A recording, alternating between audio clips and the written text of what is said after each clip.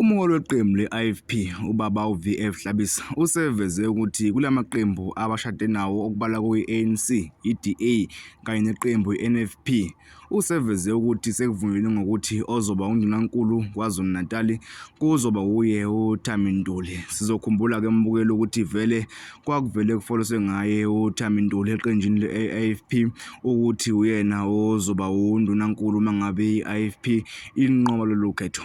Kanti-ke futhi mbukeli ngakolunye uhlangothi sekwenzeke enkulu indida njengoba mbukeli emini bekunomhlangano omkhulu phakathi kweqembu laphana i-NFP kanye neqembu i-MK lapho bekuhlangane khona ubaba uJacob Zuma kanye nomholi weqembu i-NFP lapha ubaba uKing Maker nobe kusolakala ukuthi badingida indaba yayo inhlanganisela. Indaba mbukele seyivela manje kuvela ukuthi lolo hlelo kubukeka lubhuntshile njengoba iqembu le-NFP sekuvele ukuthi ligcine lihlangana ne-IFP. Nokuyinto ke mbukele ebonisa ngokusobala ukuthi iqembu le-MK lishaya ngokuthembela lenhlanganisela njengoba lingabonakali nje nangokhalo nje.